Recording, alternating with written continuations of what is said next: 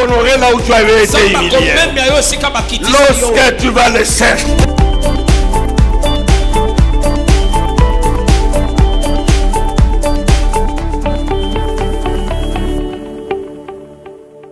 Cet enseignement pour dire à quelqu'un ton avenir ne dépend pas de ce que les gens décident ni de ce que toi-même tu décides en fonction de ta vie. Ce que tu es, ce que tu vas devenir est l'œuvre de Dieu.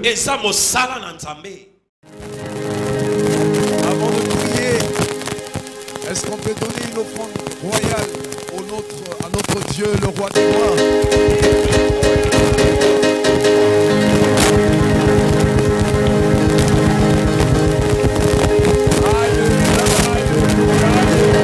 C'est moi qui vais vous apprendre. C'est moi qui vais vous apprendre à acclamer ce Dieu d'une manière royale. Alors, quand je fais la main comme ça, vous acclamez une fois. Quand je fais l'autre main, vous acclamez. Vous suivez le rythme. Vous suivez le rythme de ma main. Si vous êtes réellement les enfants de la famille royale, vous aurez le succès. Mais si vous n'êtes pas de la famille royale, on va vous racheter à la fin. On va vous racheter tout à l'heure. Alors préparez-vous. Même les chantres, les adorateurs, suivez-moi ici, sinon vous allez passer à côté. Et même celui de la batterie, on acclame ensemble avec toi. Allez, allons-y. Ah, c'est batterie qui nous a menés en retard. Vraiment. Allez, allons-y.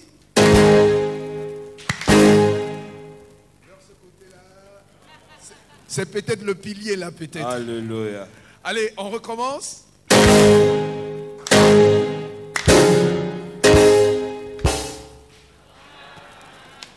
Ce que je cherchais, j'ai trouvé. Je voulais voir les sourires derrière les masques. Yes, yes, yes, yes. Alors cette fois-ci, on va aller. Allons-y ensemble.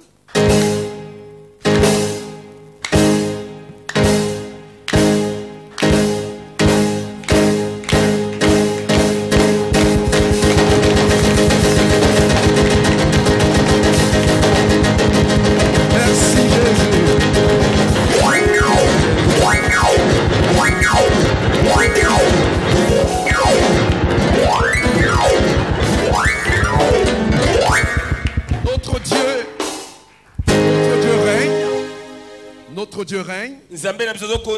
Et il mérite vraiment que nous puissions lui donner l'honneur, la gloire, la magnificence, la majesté dans tout.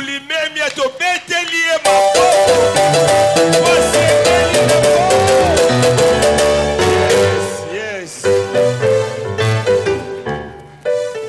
À toi le trône, à toi la majesté, à toi l'élévation, à toi la première place. Tu es l'alpha et tu es l'oméga. Tu es le commencement et tu es la fin. Tu es le premier et tu es le dernier. Tu es en tout et tu connais tout, tu sais tout. Merci parce que tu es présent au milieu de nous. Manifeste-toi encore puissamment pour ma sœur et pour mon frère. Reçois toute la gloire au nom du Père, du Fils, du Saint-Esprit et dans le puissant nom de notre Seigneur Jésus-Christ. Amen. Amen.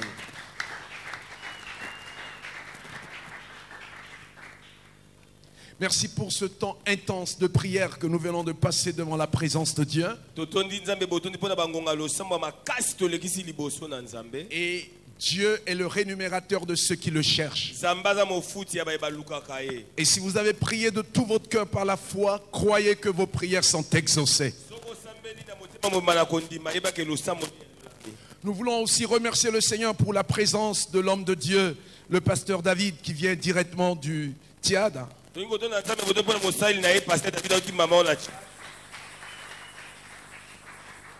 Que Dieu le bénisse puissamment. C'est un homme qui est passé par le feu. Mais par la grâce du Seigneur, il est au milieu de nous pour la consultation du réseau d'Antioche. Il a fait un accident le 6 novembre et le 6 octobre, s'il vous plaît. Et le 7 octobre le matin, son fils de 20 ans était décédé. Accident le 6 octobre, le 7 mois juste un mois aujourd'hui. Mais il a accepté d'être au milieu de nous. Merci beaucoup pour le facilitateur, l'apôtre Bertin Kadima. On l'appelle toujours l'homme de la cité parce que son nom s'appelle Urbain. Parce qu'il est toujours dans la grande ville. C'est quelqu'un qui nous a visités quand nous étions encore très jeunes en Centrafrique. Et je ne sais pas, lorsqu'il a commencé à aller en Centrafrique, est-ce qu'il a déjà fondé un foyer, mais il était encore très jeune dans les années 80-90. Et Dieu l'a utilisé puissamment à Bangui qu'à l'intérieur du pays. Il a pris tous les risques parfois de monter dans des bus, dans des véhicules que c'est difficile, même les gens du pays parfois ont peur d'y aller. Il est allé jusqu'à l'intérieur du pays pour voir les frères et sœurs qui sont au bord du fleuve Ubangui, qui vient jusqu'à sur le fleuve Congo, pour vraiment les encourager dans la foi.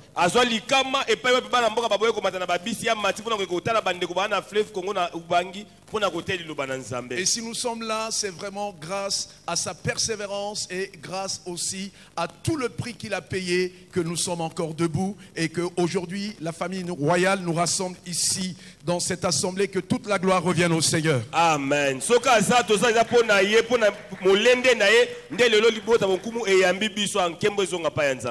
Nous sommes à la fin de l'année.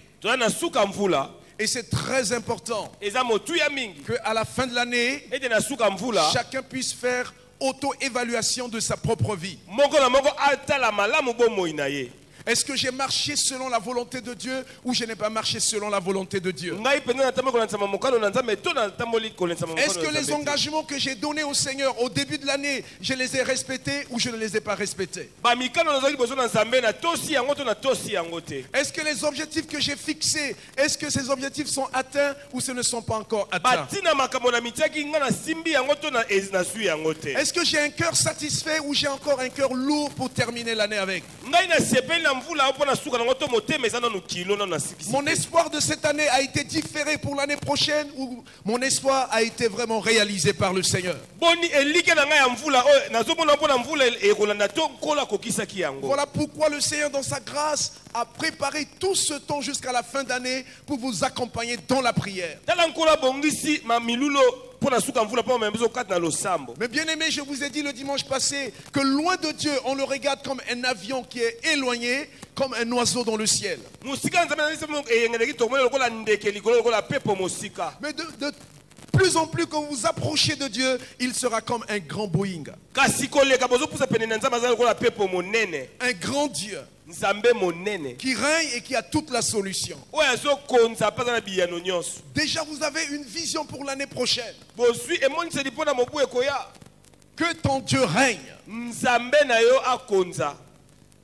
Ça, c'est comme si c'est une question qu'on a posée. C'est comme si c'est une interrogation qui sort du cœur. Arrivé à un certain moment, c'est comme si Dieu ne régnait plus. Mais on t'interpelle qu'en 2022, si Dieu te donne la grâce de traverser, que ton Dieu règne. Et je sais qu'il va régner. Et il régnera toujours. Est-ce qu'on est ensemble pour dire Amen cet après-midi? Amen. Alors c'est pour cela que cet après-midi, je parlerai d'un enfant de destinée royale sera combattu. Un enfant de destinée royale sera combattu. Bien aimé, si tu es né pour régner, Si tu as une destinée royale, si tu as une destinée pour gouverner, pour vivre la parole de Jésus qui a dit tout pouvoir m'a été donné dans le ciel et sur la terre, il faut savoir que tu seras combattu. Jésus, déjà à sa naissance, il est combattu.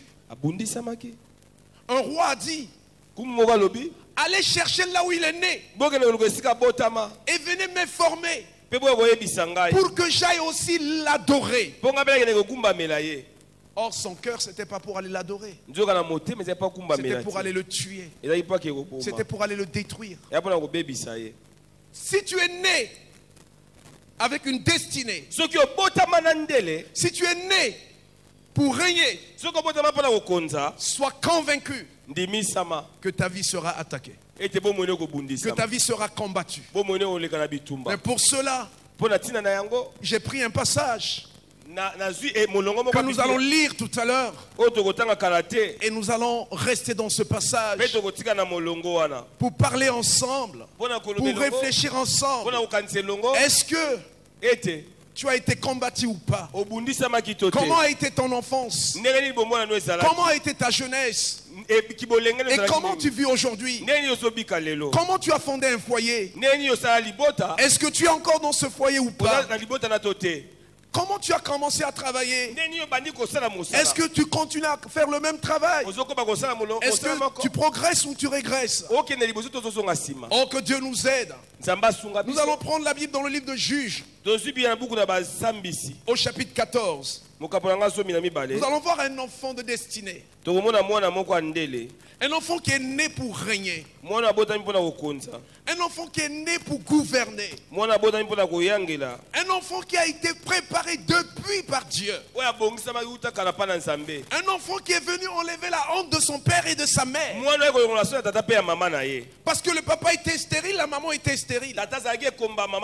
Tous les deux n'avaient pas d'enfant. Mais quand cet enfant est venu, c'est d'une manière miraculeuse. D'abord, la maman avait peur. Elle a dit à l'ange, mon mari ne va pas accepter. Et quand il a dit à son mari, ils sont venus. Son mari a dit, si c'est réellement Dieu, restez ici que je vous apporte à manger. Vous savez, les hommes ont toujours un cœur très dur, avec des calculs dans leur tête. Mais quand il a vu comment Dieu a manifesté, il a dit, ah, c'est pour nous, c'est fini, on va mourir.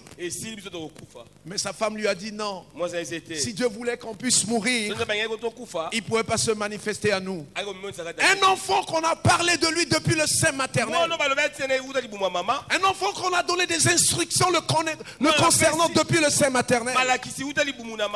Un enfant qu'on a donné des instructions aussi à sa mère de la protéger. À cause de cet enfant, on a imposé des principes à sa mère. On a dit à sa mère, toi et ton mari, c'est fini. Vous ne devez pas être comme des hommes ordinaires. Vous n'allez pas jouer comme d'autres fois. Vous n'allez pas manger comme autrefois. Parce qu'à partir d'aujourd'hui, à cause de cet enfant, vous rentrez dans une destinée royale. Vous devenez une personne extraordinaire. Vous êtes mis à part. Et la vie de cette femme a changé. La vie de cet homme a changé. Et quand l'enfant est né, cela est devenu réalité. Bien-aimés, lisons la parole. Ça va nous aider tout à l'heure à comprendre la profondeur de ce qui est à l'intérieur. Dans le livre de Juges, au chapitre 14, et nous lisons à partir du verset 5 à 9. Nous lisons juste les versets 5 à 9. Si on peut se tenir debout, s'il vous plaît, pour faire la lecture de la parole de Dieu. Ne cherchez pas Juge dans le livre des épîtres là-bas. N'allez pas vraiment dans les sommes aussi. Mais quand vous dépassez les 5 livres de Moïse, et automatiquement vous arrivez à Josué et vous avez Juge. Alors merci beaucoup. Samson descendit avec son père et sa mère. Oui, est-ce qu'on peut lire ensemble? Samson descendit avec son père et sa mère à Timna. Lorsqu'ils arrivèrent aux vignes de Timna, voici un jeune lion rougissant vint à sa rencontre. L'esprit de l'Éternel saisit Samson. Et sans avoir rien à la main, Samson déchira le lion comme on déchire un chevreau. Il ne dit point à son père et à sa mère ce qu'il avait fait. Il descendit et parla à la femme. Et elle lui plut. Quelque temps après, il se rendit de nouveau à Timna pour la prendre et se détourna pour voir le cadavre du lion. Et voici, il y avait un essaim d'abeilles et du miel dans le corps du lion. Il prit entre ses mains le miel dont il mangea lui-même pendant la route. Et lorsqu'il fut arrivé à côté de son père et de sa mère, il leur en donna. Il leur donna le miel.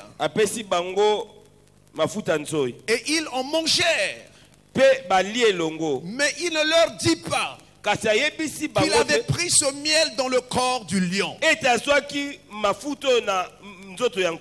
Que le nom du Seigneur soit béni. Veuillez vous remettre. Bien-aimés, c'est la parole de Dieu que nous venons de lire. On nous parle de cet homme que je viens de parler de lui. C'est un homme puissant. Vous connaissez son histoire. Il avait des tresses dans ses cheveux. Il avait 7 tresses. Son cheveu n'a jamais tombé par terre pendant toute sa vie. C'est un homme puissant. Mais pourquoi il était un homme puissant? Parce que les ennemis régnaient sur les enfants d'Israël. Les gens dominaient les enfants d'Israël. La vie des enfants d'Israël était médiocre. C'était la misère et la pauvreté. C'était la mendicité totale. C'était vraiment comme à l'époque, quand tu arrivais à l'Éthiopie, on te disait il y a la famine. Les gens étaient maigres. Les gens n'avaient pas la force. Et c'était les Philistins qui dominaient, qui régnaient sur eux. Leur règne était un règne que personne ne pouvait se lever contre ce règne. Même les enfants de Dieu se pliaient devant leur règne. Ils avaient une force terrible. Et parmi eux, ils avaient des géants. Plus tard, on parlera de Goliath. Ils avaient des géants parmi eux. Leur force était une force imbattable. Mais personne pour leur résister. Il fallait que quelqu'un soit né. Il fallait que quelqu'un soit né. Et je dis ce soir, c'est toi cette personne. C'est toi cette personne. Tu es né pour dominer sur les œuvres des ténèbres. Car tous ceux qui sont nés de Dieu triomphent de ce monde. Tous ceux qui sont nés de Dieu dominent sur les puissances des ténèbres. Tous ceux qui sont nés de Dieu ont le pouvoir dans le ciel et sur la terre. Et rien ne pourra leur résister. Car il est écrit, celui qui croit en moi fera les œuvres que je fais. Et il en fera plus que moi-même. Bien-aimé, aujourd'hui, tu es né comme Samson pour mettre fin aux œuvres des ténèbres, pour mettre fin aux puissances des Philistins. Est-ce qu'on est ensemble? Amen. Voilà que Samson va aimer une femme. La première chose que nous retrouvons dans ce passage, c'est la descente de Samson. Samson et son père descendirent. Samson tata bakitaki. Dis à quelqu'un, Yebisa motomoko. il faut descendre. Esengeli okita. Dis à quelqu'un, il faut descendre. Yebisa moninga. La Bible dit, Samson, son père, sa mère, descendirent. Tu es venu pour casser l'orgueil de ton père et de ta mère. Tu es venu pour casser la fierté humaine des humains. Pour leur montrer que le règne appartient à ton Dieu. Il est descendu avec son père et sa mère. J'aimerais te dire ce soir, sans l'humilité, tu ne verras pas la gloire de Dieu. Commence à descendre. Accepte de descendre. Jésus a dit à Zachée, hâte-toi de descendre. Et j'entrerai avec le salut dans ta maison. Acceptez de descendre. Laissez tomber la fierté de ce monde. Si vous voulez vivre, faire des grandes choses, ne paraîtrez pas devant les gens. Ne cherchez pas à montrer que c'est moi, c'est moi, c'est moi, c'est moi. Jean a dit qu'il croisse et que je diminue. Accepte l'humiliation. Accepte l'humilité. Accepte de faire petit. Efface-toi. Tout ce que tu fais, tu n'es qu'un serviteur inutile. Laisse la gloire à Dieu. On ne travaille pas en disant c'est grâce à moi. Jésus a dit, si vous ne voulez pas, partez tous. Partez tous. Mais Pierre a dit, à qui irions-nous? Auprès de toi, nous avons trouvé la vie. Acceptez de vous faire humble. Vous savez, l'orgueil a plusieurs subtilités. Parfois, au milieu de gens, tu ne dis que tu ne dis rien. Tu fais semblant d'être humble. Or, c'est l'orgueil qui te pousse. Et après, quand on commence à dire, la fois dernière, est-ce que j'ai dit quelque chose? Je n'ai rien dit. Donc, c'est les autres. C'est pour dire que c'est toi qui es le meilleur, les autres sont mauvais. Je te dis à partir d'aujourd'hui, fais-toi petit, au-dedans de toi, dans ton esprit, dans ton âme. Crois que tu es petit. Et quand tu te fais petit, Dieu te fait devenir grand. Est-ce qu'on peut dire Amen? Amen. Dieu a dit, Saül, lorsque tu étais petit à tes yeux, lorsque tu étais petit à tes yeux, je ne t'ai pas élevé. Mais pourquoi quand je t'ai élevé, tu as commencé à grandir? Tu pensais que c'est grâce à toi. Tu pensais que ce sont les sacrifices que je cherche. Tu cherchais ton honneur. Alors je te rabaisse. Je vous supplie, l'humilité, c'est la simplicité. C'est la simplicité comme la colombe. La Bible dit, il persévérait dans la communion fraternelle, dans la simplicité. Il rompait le pain, il mangeait tous ensemble dans la simplicité. Est-ce que ce soir, tu peux décider qu'à la fin de cette année, je vais descendre? Dieu a dit à Jérémie, descends dans la maison du potier. Descends dans la maison du potier. Va examiner ce que le potier fait avec l'argile. C'est ce que je vous fais. Je donne la forme à qui je veux. Bien-aimé, acceptez de vous faire petit. Oh, le monde d'aujourd'hui, c'est un monde de compétition. C'est un monde de toujours avoir supérieur. Mais dans notre royaume à nous, Jésus a dit que celui qui veut être grand soit le serviteur des autres, soit l'esclave des autres. Jésus a dit, faites-vous petit et vous serez grand dans les cieux. Vous avez déjà la promesse. Dieu a dit à Abraham, qui est le père de la foi, je rendrai ton nom grand. Tu ne peux pas courir d'avoir un nom grand. Mais fais-toi petit, je te donnerai un grand nom. Je ne sais pas si tu es là pour me dire Amen. L'humilité précède la gloire. C'est pour cela que nous acceptons de jeûner. Nous acceptons de nous faire petit, de nous priver de la nourriture, pour dire à Dieu, nous ne méritons pas. Nous voulons nous faire petit pour que toi seul tu puisses régner en nous. Je répète encore, quand tu te fais petit devant Dieu, tu as une grande approbation. Tu es devenu grand. Mais lorsque tu te fais grand devant Dieu, tu es rejeté. C'est au moment que Nebuchadnezzar a crié: oh, regarde le trône, regarde la cité, regarde ce que moi Nebuchadnezzar j'ai bâti. Lorsque l'homme commence à être satisfait de ce qu'il fait, c'est là que Dieu le abandonne. C'est en ce même moment là que Dieu a fait que Nebuchadnezzar est devenu un animal. L'humilité précède la gloire. Faites-vous petit. Acceptez de descendre. Acceptez d'aller là où Dieu veut vous amener. Et quand vous faites cela, Dieu dira un jour: bon et fidèle serviteur.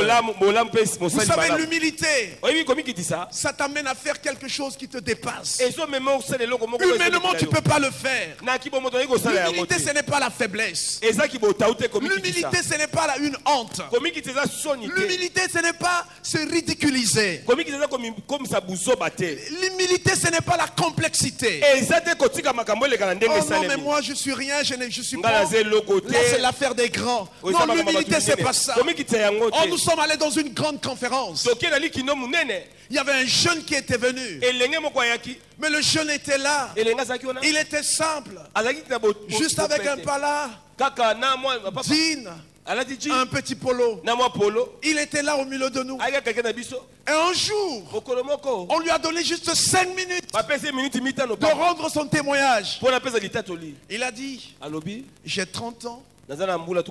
Je suis américain, américain noir, mais je suis milliardaire. J'ai des milliards en dollars. Et il a montré comment il a fait. Et il est tombé par terre. Il a dit: mes parents sont des esclaves, les plus pauvres. Mais comment je suis arrivé là où je suis? Je ne sais rien. Et ce que j'ai demandé aux organisateurs de cette conférence, que je prends un hôtel, c'est-à-dire une nuitée, c'est-à-dire une nuit de tous les participants. On était plus de 500 personnes. Je prends en charge, je prends la nourriture et je donne $100 à chacun pour son transport de retour. Symboliquement, parce que je voulais participer à voir ce que l'organisation est en train de faire, comment leur apporter la main. À 30 ans, nous qui avons déjà quarantaine, en le regardant dans nos vestes, dans nos chaussures, dans nos sacs, avec nos gros ordinateurs, on avait les bouches fermées. Parce qu'on se plaignait même pour $50. On se plaignait pour $10. Mais voilà quelqu'un qui vient, c'est comme s'il renverse les dollars par terre. Mais il se met à genoux devant Dieu. Il donne toute la gloire à Dieu. L'humilité précède la gloire. L'humilité te ouvre la porte. Je ne sais pas si vous êtes dans cette salle. Je vous encourage de faire le premier pas. Si tu es né pour régner, commence par l'humilité. Et si tu commences par l'humilité, les gens veulent ou pas, un jour tu régneras, un jour tu gouverneras, un jour tu domineras, parce que l'humilité précède la gloire. La deuxième chose, Samson, son père, arriva au champ. Deuxième chose, c'est le chant. C'est le chant. Bien aimé, la Bible dit, le chant c'est le monde. Le chant c'est le monde. Dieu nous a envoyés. Si nous sommes sauvés pour régner, si nous sommes sauvés pour gouverner, c'est d'aller gouverner dans le monde. C'est aller toucher les cœurs qui sont comme les cœurs de la route, qui sont comme les cœurs de pierre, qui sont comme les cœurs des épis, pour que le Seigneur puisse transformer ces cœurs afin que ce cœur devienne des bonnes terres, des terres fertiles qui fait produire des fruits. Le monde, ils sont allés dans le champ. Ils sont descendus dans le champ. Est-ce que vous êtes prêts à aller dans le champ où ça vous plaît? Je suis venu, le frère Jacques n'est pas là, le frère Paul n'est pas là, mais la sœur Sylvie, mais la sœur Agathe, et on se retrouve toujours les mêmes choses. Oh, la Bible dit, Dieu a ajouté chaque jour à l'église ceux qui se convertissaient. Il est temps que toi, chaque jour, tu puisses gagner une âme au Seigneur. Parce que ça sera trop tard. C'est bon, on demandera à celui qui a beaucoup reçu. Tu reçois la prédication jour après jour, semaine après semaine, année après année. Mais il faut descendre sur le terrain. Il faut aller dans le champ. Il faut aller là où personne ne peut aller. Oh, j'ai rencontré deux amis. Un, je l'ai rencontré dans les années 80 avant 90. Il me dit, Didier, j'irai à l'école biblique. Mais il me faut d'abord avoir la femme. Il me faut d'abord avoir une maison. Et comme ça, je suis libre. Je pourrais servir Dieu toute ma vie.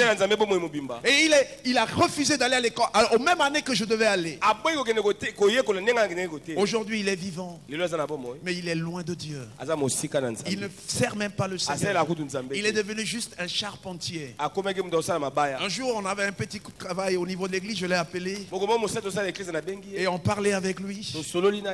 Et je vois ses larmes couler. Il a dit, Didier, je ne peux plus rattraper le temps que j'ai perdu. Maintenant, je suis dans la boisson, je sais comment m'en sortir de la boisson. Mais je me rappelle, je te voyais. Mais pourquoi pas moi? Bien-aimé, quand tu commences à raisonner comme ceux qui ont été invités à la noce et qui ont dit, je viens de me marier, je ne peux pas y aller. Non, j'ai mon champ, je ne peux pas y aller. Tes justificatifs, tout ce que tu cherches à donner ne convainc pas Dieu. Lève-toi, commence à servir Dieu. Dans le ministère plus tard, j'ai un ami que j'aime beaucoup. On est vraiment comme des intimes. Et un jour, il m'a dit, je vais mettre en place une équipe d'évangélisation. Et il a mis en place l'équipe d'évangélisation. Il a commencé. Et après il est revenu me dire, non, c'est avec les mégaphones, tout ça c'est trop compliqué. Je vais prendre 40 jours de jeûne. Je vais chercher Dieu. Que Dieu me donne les instruments. Que j'ai une bonne sono. Et quand j'ai une bonne sono, je vais avoir une bonne équipe de louanges et d'adoration. Des instrumentistes. Des gens qui peuvent travailler aux caméras. Les techniciens qui peuvent prendre l'image au fur et à mesure. À l'époque, c'était encore les bandes, ce n'était même pas encore les CD. Donc, lui, il disait vraiment, il veut totalement se donner pour avoir ces choses et il va se lancer dans le travail. Je l'ai dit, avec le tam-tam, je continuerai toujours à prêcher la parole. Et aujourd'hui, il a laissé tomber la foi. Et plus tard, avec tout ce qui est dans sa tête, j'étais là. On faisait les cérémonies funéraires. J'avais les larmes. Voilà l'homme qui avait vraiment à cœur la passion de gagner les âmes. Il n'a pas pu atteindre son objectif. Et on va l'enterrer. Il faut aller dans le champ. Il faut aller dans le champ. Si vous ne vous levez pas dans le champ, vous ne régnerez pas. Vous n'aurez pas la joie. Vous n'aurez pas l'objectif. Vous n'allez pas atteindre. Je ne sais pas si vous êtes là pour dire Amen avec moi. Amen. Et maintenant, quand tu es dans le champ, c'est là que tu arrives au troisième point. La Bible dit, je dis le troisième point, c'est un combat individuel et face à face. Un combat individuel et face à face. L'homme de destinée n'a pas de combat collectif. L'homme de destinée a un combat individuel. Oh, je vous en prie. Tous ces hommes de destinée ont commencé toujours par un combat individuel. Tu as personne pour te soutenir. Tu n'as pas Aaron, tu n'as pas eu. Tu es seul et face à face. La Bible dit, nous avons lu tout à l'heure, que le lion rugissant est sorti. Il y avait son père, il y avait sa mère et il y avait lui, le vrai français. C'est-à-dire la vraie phrase en français devait dire, le lion vint à leur rencontre. Mais la Bible dit, le lion vint à sa rencontre. Le lion vint à sa rencontre. Au verset 5, c'est dit, un jeune lion rugissant vint à sa rencontre. Un jeune lion rugissant. Il criait déjà. Il avait déjà les pattes totalement dressées, les dents dressées. C'était pour arracher et détruire. Un lion rugissant, c'est qu'il est déjà enragé, il est en colère. Vint à sa rencontre. Est-ce que quelqu'un est avec moi? Amen. Sa rencontre, c'est combien de personnes? C'est une seule personne. Mais est-ce que c'est lui seul qui est parti dans le champ? Hein? Non. Ils étaient à trois. Papa, maman et lui. Dans ton ministère, dans ta vie, le combat ne sera pas sur celui qui est à gauche et à droite. Le combat, c'est contre toi. Parce que c'est toi qui as la destinée. C'est toi qui as l'autorité. C'est toi qui es né pour régner. Ce n'était pas le papa qui avait la destinée. Yes. Ce n'était pas la maman qui avait la destinée. C'était lui qui a la destinée. C'était lui qui devait régner. Et c'est lui que l'ennemi a attaqué. Mais pourquoi tu peux comparer ta souffrance à la souffrance des autres? Pourquoi tu peux dire, mais pourquoi cela m'arrive mais pas aux autres? Pourquoi cela m'arrive? Pourquoi c'est moi toujours que les choses m'arrivent? Regardez Abraham. Il a été séparé de ses parents. Et Dieu encore le sépare de l'autre. Dieu encore le sépare d'Ismaël. Et Dieu lui dit encore, donne-moi ton fils, l'unique, celui que tu aimes, Isaac. Lui seul, il pouvait dire, mais Dieu, tu m'as séparé de mes parents. Tu m'as séparé de mon neveu. Tu m'as séparé de l'enfant que j'ai retrouvé avec un raccourci, Ismaël. Mais laisse-moi quand même Isaac.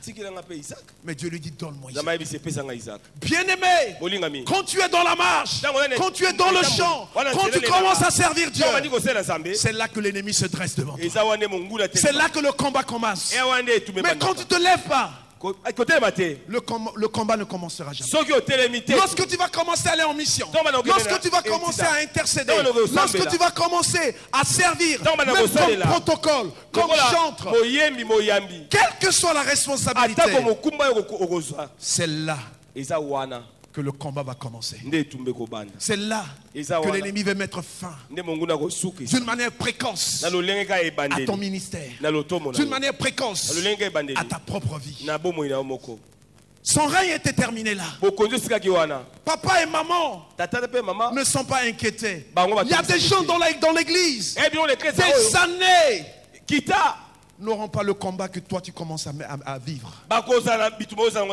Tu vas poser la question, mais pourquoi moi? Pourquoi pas mes frères? Pourquoi pas les diacres? Pourquoi pas les pasteurs? Mais pourquoi pas? Mais c'est toi qui as la destinée. Au jour que tu vas porter cette assemblée dans ton cœur, au jour que tu vas commencer à travailler de tout cœur pour l'accroissement, l'agrandissement, la bénédiction, c'est en ce jour-là que tout combat va s'acharner sur toi. Et tu vas poser la question, mais pourquoi? Parce que tu es homme de destinée. Tu es homme de destinée. Tu es la femme de destinée. Et c'est contre toi que l'ennemi attaque. Ce n'est ni celui qui est à gauche, ni c'est lui qui est à droite. Le combat c'est pour toi. Alors si tu crois ce soir que tu es créé, que tu es né pour régner, que tu as une destinée, le combat est devant toi. Et c'est un combat face à face. David a été seul devant le lion, seul devant l'ours, seul devant Goliath. Je t'en prie, avant que les gens se lèvent, Dieu passera par toi seul. Toi seul. Tu ne peux pas rentrer pleinement dans ta destinée si tu n'es pas totalement attaqué par l'ennemi.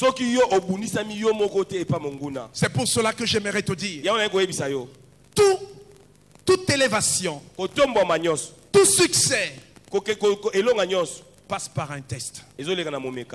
Passe par un test. Quelle que soit l'élévation, quel que soit le succès, dans les affaires, tu passeras par le test.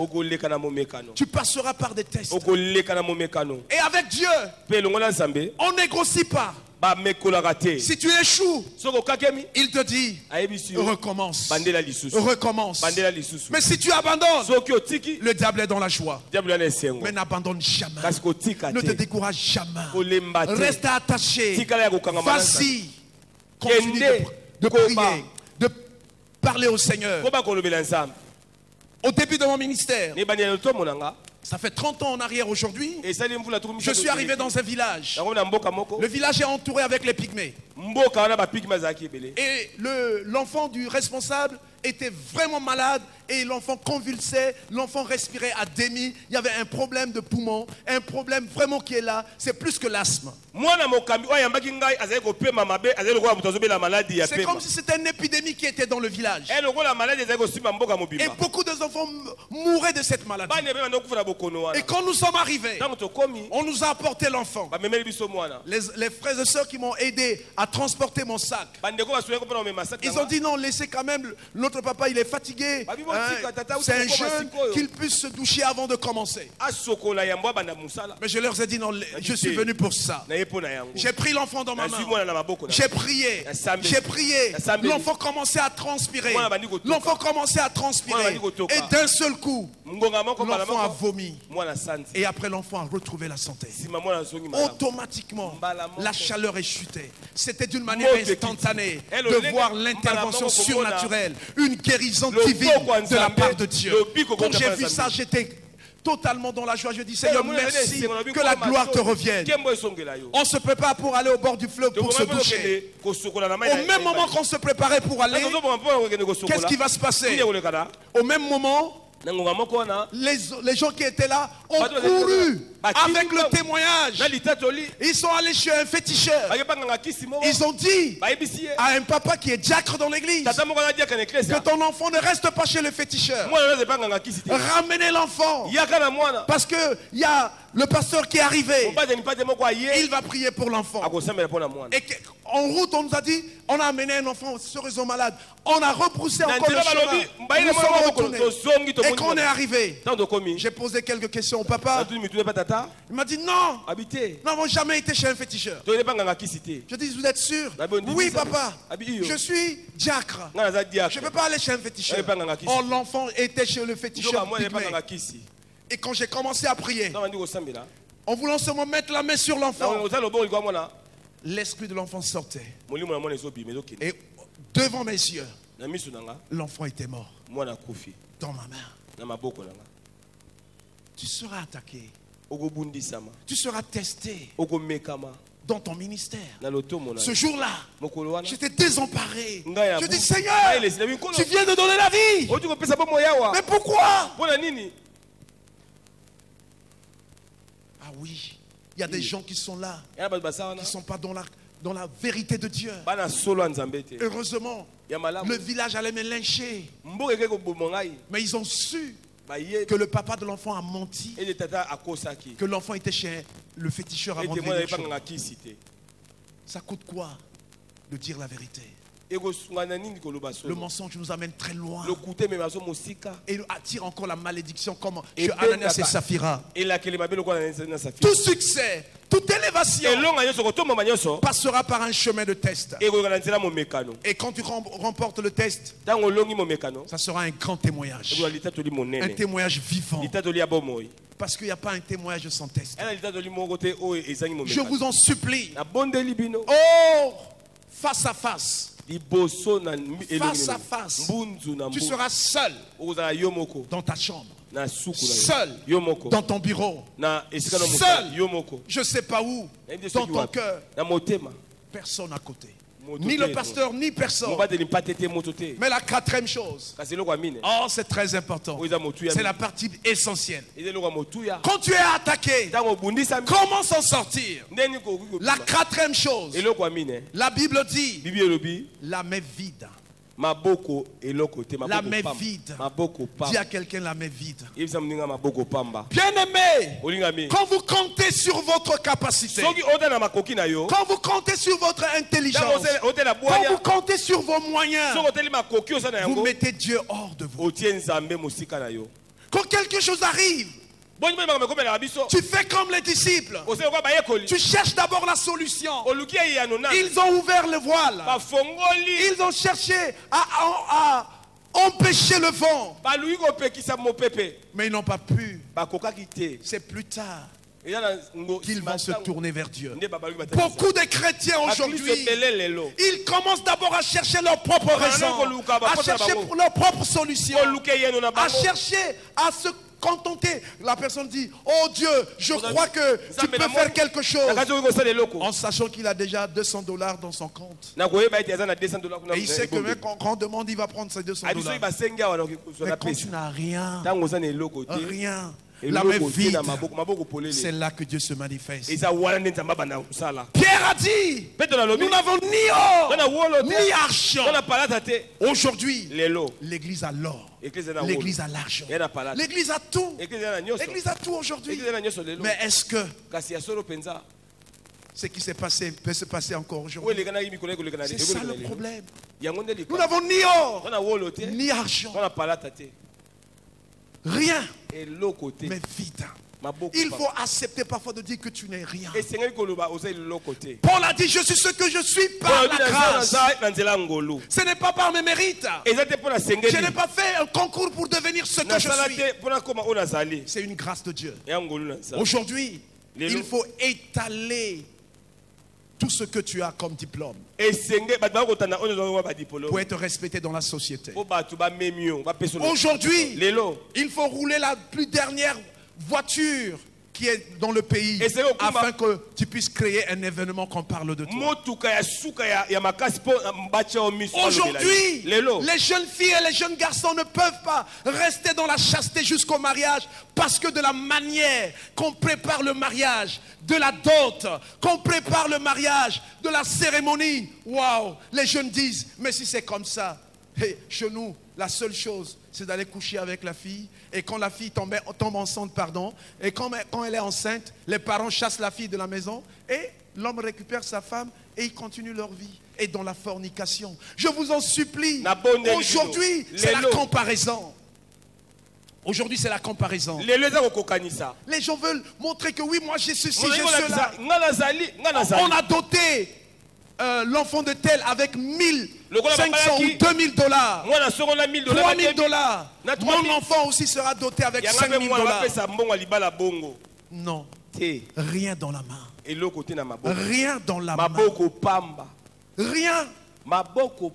Oh, vous savez, un homme de Dieu qui a remplacé Renald Bonke, Daniel Konenda. Daniel, c'est un homme que Renald Bonke a préparé et qu'il a succédé.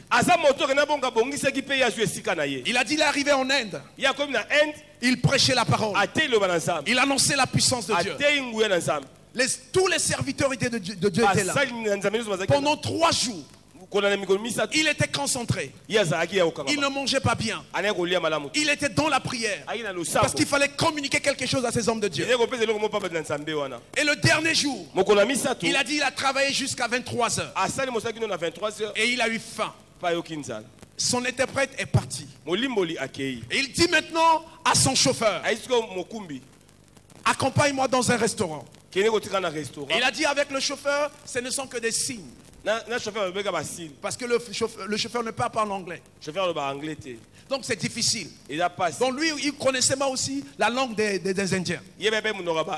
Donc c'était des communications avec gestes. Et voilà, ils sont arrivés au premier restaurant. Quand ils sont arrivés, on leur a présenté les menus. Il y a telle nourriture, telle nourriture, telle nourriture, telle nourriture. Il a dit, je vais manger ça. On y va là-bas, on revient lui dire, tous nos plats sont terminés.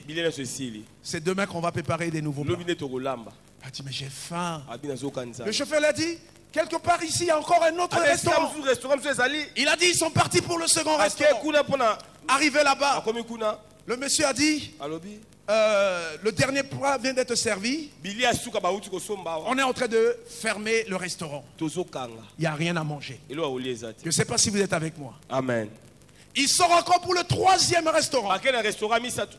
Il n'a rien trouvé. Le chauffeur dit, il y a un autre restaurant juste avec les gestes que tous les Indiens viennent manger là. Et dans ce restaurant, 24 sur 24, il ne manque pas de nourriture.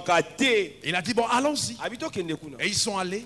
Arrivés là-bas, il a dit, on m'a amené le menu. Il n'y a pas les images. Il n'y a pas les images de dire, c'est un poulet, peut-être c'est du poisson. Il n'y a rien. Tout a été écrit dans leur langue en Inde. Il a dit, Dieu, tellement que j'ai faim, même si c'est du serpent, même si c'est quoi, je veux seulement manger. Alors je ferme les yeux, je choisis ce que je peux choisir. Il dit ça, donnez-moi à manger. Ils sont partis. Oh monsieur, c'est terminé. Est-ce qu'on est ensemble? Amen. Quelqu'un revient encore. Il a dit bon, je vais fermer les yeux, je vais choisir. Allez, donnez-moi ça. On revient lui dire, la cuisinière a dit, tout est terminé. Mais si tu veux manger ça, reviens demain. Mais il a besoin de la nourriture maintenant. Il a faim. Et il a conclu en disant, nous avons plusieurs églises. Dans les coins de rue. Dans tous les coins de rue. Nous disons, nous avons des églises. Jésus sauve. Jésus guérit. Jésus règne. Jésus est puissant. Tout est possible avec Jésus. Il s'est sacrifié pour vous. Venez. Déchargez-vous sur lui. Mais quand les gens viennent, c'est de la haine. C'est du rejet. Ils ne trouvent rien dans la maison. On dit qu'on a tous les menus, on cite les menus. Mais quand les gens rentrent dans les églises, il n'y a pas la vie. Il n'y a rien. Il n'y a pas la guérison. Il n'y a pas la délivrance. Il n'y a pas la libération. Il n'y a pas la communion. Il n'y a pas l'amour. C'est la méfiance. Je ne peux pas parler avec tel frère, je veux marcher avec telle soeur. C'est de la méfiance totale. Il a dit ça ne sert à rien d'avoir plusieurs restaurants et des restaurants vides. D'avoir plusieurs églises et des églises vides. Il faut qu'on reconnaisse, comme l'église, la famille royale a reconnu, qu'ils n'ont rien sans Dieu. Et durant tout le mois, ils sont là devant Dieu, les mains vides, pour dire à Dieu, sans toi, nous ne pouvons rien. Si tu n'es pas de notre côté, nous ne pouvons rien. Si ce n'est pas ta gloire, ça ne sert à rien de continuer le travail. Nous avons besoin de toi. C'est ce que, pendant tout ce temps, nous essayons de faire ici. Et je pense que chacun s'accroche à ça. Les mains vides, mais à la fin, ça ne sera pas la main vide. Est-ce que quelqu'un peut dire Amen? Parce que la cinquième chose, la Bible dit, Saisi par le Saint-Esprit. Saisi par le Saint-Esprit. Rien dans la main, mais saisi par le Saint-Esprit. Il déchira le lion. Si tu n'as rien, mais si tu es baptisé du Saint-Esprit, si tu es rempli du Saint-Esprit, tu as les dons du Saint-Esprit, tu as le feu du Saint-Esprit, tu as la puissance du Saint-Esprit, le Saint-Esprit t'emmènera n'importe où. Même avec les grands, avec les riches, le Saint-Esprit t'emmènera. Parce que le monde a tout. Le monde a de l'argent. Les hommes de ces sectes de ce monde, ils ont tout dans leur loge. Mais ce que tu peux avoir pour les arrêter, c'est quand tu es revêtu du Saint-Esprit. La connaissance, ils en ont. La richesse, il en possède. Mais qu'est-ce que tu peux faire? Il faut être saisi. Quand le combat est là, laisse-toi remplir du Saint-Esprit. Jésus a dit, ne partez pas, restez, vous recevez une puissance et vous serez mes témoins. La promesse est pour vous, pour vos enfants et pour ceux qui sont au loin, que l'Éternel notre Dieu les appellera. Quand le Saint-Esprit est là, la guérison, la délivrance, même si tu es mordu par le serpent comme l'apôtre Paul, le feu est là. Tu peux remuer. Le serpent va tomber. Les barbares, les païens qui attendaient de voir mourir vont te regarder debout. Attends de voir les mains enflées. Tu es là. Ceux qui souhaitent ton échec, ceux qui souhaitent que tu t'arrêtes en chemin, ceux qui souhaitent le divorce de ton foyer, saisi par le Saint-Esprit, tu vas renverser la situation. Amen, amen, amen, amen, amen. Esther a gêné 3 jours. Quelle que soit la mort qui l'attendait devant son propre mari, la loi était ça. Et la loi des maîtres et perses est irrévocable. Mais saisi par le Saint-Esprit, après 3 jours, habillée d'une manière royale, elle s'est présentée. Le Saint-Esprit a touché le cœur de son mari. Son mari s'est levé, lui a tendu le bâton. La vie d'Esther a été sauvée. Son ennemi est devenu le moyen d'élever son oncle qui l'a élevé. Soyez remplis du Saint-Esprit. Ne courez pas derrière les choses, mais recherchez les choses d'en haut. Le Saint-Esprit, le don de Dieu, le don de parler en langue, le don de la connaissance, le don de la prophétie, le don de discernement des esprits, le don de la puissance qui est le don de guérison, le don de miracle, le don de la foi. Ayez ces dons. Avec cela, Dieu marquera la différence. Soyez saisis du Saint-Esprit. Quand vous êtes remplis du Saint-Esprit, vous allez vivre des grandes choses. Ma vie a été attaquée pendant longtemps. Mais tous les présidents de mon pays, à cause du Saint-Esprit, je suis allé devant chacun. À chaque fois. Parce que je fais le travail que mon frère fait. Je fais le travail de l'interprétariat. Et à chaque fois, quand c'est un docteur, un professeur en théologie qui a été choisi pour donner le message en français, on dit la personne qui peut résumer et présenter, c'est Baloussa. Je l'ai fait devant Kolimba. Je l'ai fait devant Patassé. Je l'ai fait devant Bozézé. Je l'ai fait devant Samba Panza. Avant Samba Panza, je l'ai fait devant Dotodia qui était le rebelle qui est venu avant. Pour lui, je tremblais même au-dedans de moi. Mais je savais que celui qui est en moi, c'est encore un musulman.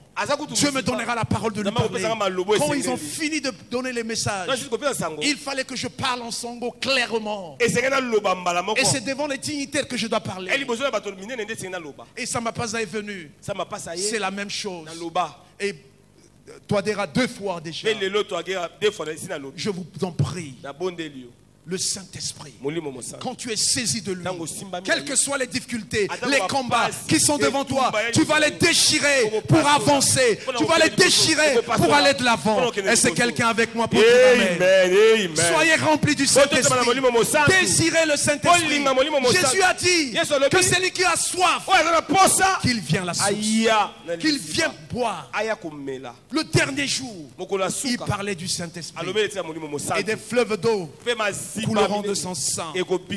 Ah, la sixième bonne chose. La sixième est bonne chose. Quand tu déchires le lion, quand tu es rempli du Saint-Esprit, quand tu déchires le lion, tu arrives à la sixième chose. C'est-à-dire la satisfaction dans le ministère. Là où il y a le lait et le miel. J'ai dit la sixième chose, c'est être une source de bénédiction. Quand tu remportes la victoire, tu deviens la source de bénédiction. La Bible dit quelque temps après, il est reparti pour voir le cadavre du lion. Et dans le cadavre du lion, il y avait du miel. Après ta victoire, il y a le miel qui sera là. Il y a la bénédiction qui sera là. Il y a la joie qui sera là. Il y a la grâce de Dieu qui sera là. J'ai marché à pied des années pour servir Dieu. Je faisais 100 km à pied, 80 km à pied, 60 km à pied. J'allais dans la forêt. Et après j'ai commencé à rouler vélo. Je mettais tout sur le vélo, je roulais avec le vélo. J'allais, j'annonçais l'évangile. Et après je roulais avec la mobilette. Et après Dieu m'a donné une moto. Et aujourd'hui, je peux avoir le miel. Je peux m'asseoir. Un chauffeur peut me conduire. Je vous en supplie. Si vous croyez, si vous êtes rempli du Saint-Esprit, vous allez déchirer le lion. Parce que vous avez une destinée. Le miel va vous suivre. La grâce va vous suivre. Le bonheur va vous suivre. La bénédiction va vous accompagner. Ça, c'est le cri de cœur de Dieu. Il faut d'abord déchirer le lion. Et je crois que chacun de vous, à la fin de cette année, va déchirer le lion pour rentrer en 2022. Et que Dieu règne. Que Dieu règne. Et que le miel coule. Que la joie te suit. Et que la paix soit avec toi. Il est écrit, il a mangé. Il a donné à son père. Il a donné à sa mère. Est-ce qu'on peut dire amen? Il a mangé. Il a donné à son père. Il a donné à sa mère. Tes difficultés vont te produire la bénédiction. Et ces bénédictions seront pour toi et pour ta famille. Son père a mangé le miel. Sa mère a mangé le miel. Ils étaient contents. Lui-même il a mangé. Tu es la solution de ta famille. Tu es la réponse de ta famille. Tu es le Joseph de ta famille. C'est toi qui vas les sauver des difficultés, qui pour les faire régner dans ce monde. Tu es la bénédiction pour ta famille. Quelles que soient les difficultés, attaque cela. Et tu seras la grâce. Tu seras la bénédiction. Parce que c'est par toi que Dieu veut passer. Parce que tu es Samson d'aujourd'hui, rempli du Saint-Esprit. Tu as déchiré le lion. Oh bien-aimé, dans les difficultés, il y a les bonnes choses à l'intérieur. Là où tu pleures à l'école, là où tu pleures dans la formation, là où tu gémis, il y a la grâce derrière. Il y a la bénédiction derrière. Les amis se moquaient de moi hier en disant, mais Didier, qu'est-ce que tu veux? Ou parce que tu n'as pas l'argent pour prendre une femme? Non, il y a même dans l'église, les membres que je dirigeais me faisaient des blagues de moquerie et d'humiliation. Parce que j'ai fait 12 ans dans la chasteté. J'ai gardé mon corps. J'ai compté sur Dieu. J'avais les lions de la tentation. J'avais les lions d'abandon. J'avais tout ça devant moi. Mais j'ai résisté. J'ai avancé. Saisi par l'esprit. Mon souci, c'était le salut des âmes. Mon souci, c'était la conversion des âmes. Mais aujourd'hui, ce que je n'avais pas, Dieu me donne grâce. Dieu me donne cela. Il m'a appelé. Pas parce que je faisais quelque chose. J'étais encore dans la fleur en train de courir. Je me cherchais. Et il m'a saisi. Et il a fait de moi ce que je suis. Une bénédiction pour ma famille. J'ai prié pour mon aîné. J'ai brisé la malédiction sur lui. Parce qu'il est revenu après ses études au Maroc. Il tournait en rang. Je dis, papa est mort précoce. Toi tu ne mourras pas précoce. Il faisait mot de tête. dur. Il allait mourir. J'ai prié, je dis non. Et quand il est revenu, il dit, Didier, tu sais pourquoi? Parce qu'avec mon diplôme d'ingénieur, je travaille. Et on me dit c'est un stage. Et à la fin du mois, on me donne $20. $20. Votre argent ici. J'ai calculé ça ce matin, j'ai vu c'est $20. Ce qu'on lui donnait. $20. À peu près 40 000 francs de chevaux. C'est ce qu'on lui donnait. Ingénieur. Et il réfléchissait à ses diplômes. Il réfléchissait à ses études. Il réfléchissait à tout ce qu'il a fait dans la vie. Il réfléchissait à toute la famille qui souffre. Et à notre vieille maman qui nous a élevés jusqu'à aujourd'hui. Il était dépassé. Il a dit, mais quoi? D'abord, il disait, mon cadet là, il a déjà perdu son chemin. Parce qu'il a dit, servir Dieu. Quelle garantie est dans servir Dieu? Et tout ça remplissait sa tête. Et il a eu des maux de tête. Et ça dépassait céphalée. Ça l'a mené carrément à la mort. Carrément à la mort. Et quand j'ai brisé les liens, j'ai brisé les chaînes, il m'a expliqué. Je l'ai dit aujourd'hui. Tourne-toi vers Dieu. Et crois à la prière. Ne me regarde pas comme ton cadet. Mais regarde-moi comme homme de Dieu. Il a dit non, cadet, je sais toujours que tu es homme de Dieu. Je dis non. Tu le dis, mais ton cœur ne le dit pas. Et il s'est arrêté. Il a commencé à pleurer. Il a dit, je t'ai négligé. J'ai dit, qu'est-ce qu'on a fait avec Dieu? Vous attendez les offrandes. J'ai réfléchi à tout ça. Je dis, mais vous là, toujours, tu me dis, on nous a invités d'aller manger là-bas. On nous a invités d'aller manger ici. C'est ça la garantie de votre avenir? Manger, manger, manger, manger, manger, manger. J'étais toujours méprisé dans mon cœur. Je dis, tu ne réfléchis jamais à ton avenir. Mais ce que tu as dit, tu as raison. Je dis, est-ce que tu peux te mettre à genoux? Il s'est mis à genoux. J'ai prié, j'ai brisé, j'ai brisé. Même pas un mois. Il revient.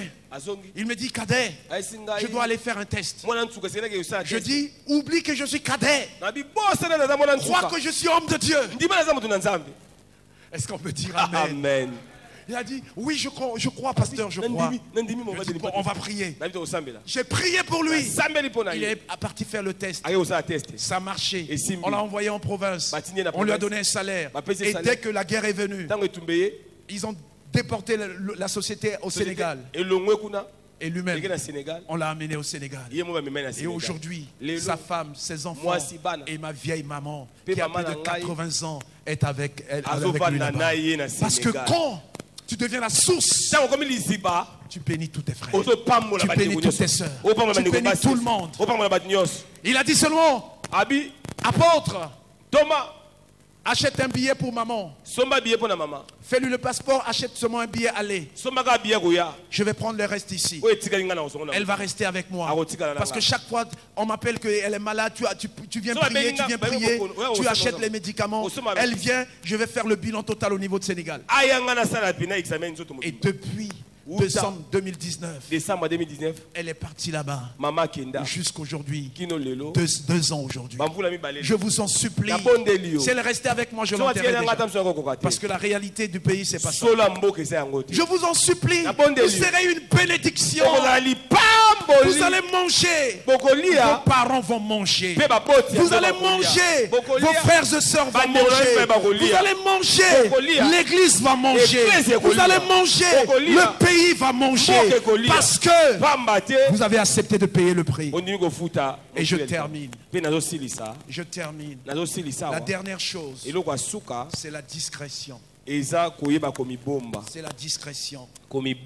La Bible dit, il a tué le lion. Il a pris le miel. Mais il n'a pas dit à son père ni à sa mère. Bien aimé, Dans notre ministère, il faut être discret. Si tu n'es pas discret, ma soeur, si tu n'es pas discret, mon frère, je te supplie, tu es exposé. C'est la discrétion qui a manqué à Joseph. Que Joseph était exposé et qu'il a eu tous les tourments de la vie. Heureusement que Dieu était derrière. Je vous en supplie, la discrétion. Ce n'est pas tout ce que tu traverses que tu vas raconter dehors. Ce n'est pas tout ce que tu traverses que tu vas commencer à vanter dehors. Il y a des choses. Un païen en écoutant, il ne va pas se donner au Seigneur. Si Samson avait dit, j'ai tué le lion, premièrement, son père et sa mère n'acceptera jamais de repasser par le même chemin. Ils vont dire, il faut changer de chemin. Est-ce que vous êtes ensemble? Amen. Si tu passes là, on te dit serpent. Est-ce que tu vas encore revenir par le même chemin? Heureusement qu'il n'a pas dit à son père ni à sa mère. Il a trouvé le miel. Il n'a ni dit à son père ni à sa mère. Vous savez pourquoi? Deuxièmement, depuis le sein maternel, il est nazérien. Et il est interdit aux nazériens de s'approcher de la mort. Et s'il leur disait, papa et maman, j'ai tué le lion et j'ai trouvé le miel dans le lion, alors on va raser ta tête. Eux-mêmes ils vont raser sa tête. Vous savez, la grâce n'a pas commencé avec vous. La grâce a commencé depuis. Même là où il y avait la loi. Même sans la loi. Même sans la loi. Sous la loi, il y avait la grâce de Dieu qui était là. Je vous en supplie. Sachez garder certaines choses. Parce que la Bible dit dans Michée, ne crois pas à un ami. Ne te fie pas à un intime. Même celui qui dort sur ton sein. Garde ta bouche. Car chacun a pour ennemi les gens de sa propre maison. Le père ou l'enfant, le fils se soulève contre son père, la fille contre sa belle-mère. Chacun a pour ennemi les gens de sa maison. Mais Michée a dit, pour moi, je regarderai vers l'Éternel. Je mettrai mon espérance dans le Dieu de mon salut. Et mon Dieu m'exaucera. Comptez sur Dieu. Déchargez-vous sur lui. Oh, quand tu vas aller de faire pas, je vous donne ce petit témoignage et je m'arrête. Moi, quand j'ai décidé d'aller au mariage, comme on avait dit tout à l'heure, j'avais rien. Rien. On m'a donné une longue liste à 3 objectifs. Premier objectif, c'était pour me casser. Parce que je ne pourrais jamais doter la fille. Et puis comme ça, la fille, je ne peux pas l'épouser. Deuxième chose, si je n'arrive pas à doter la fille et que je tombe dans l'adultère ou dans la fornication, on va me disqualifier du ministère. Et troisième chose, c'est pour se moquer de moi que je ne me suis pas regardé. Je n'ai pas les moyens. Et je ose venir dans une famille élevée, une famille digne, une famille qui a les moyens. Papa ingénieur, entrepreneur. Est-ce que ça te va un peu? Et la maman est diaconesse dans l'église. De temps en temps, c'est elle qui prend mon pantalon et qui fait raccommoder. Et c'est cette diaconesse que toi là, qui veut devenir son beau-fils. Déjà, je suis disqualifié.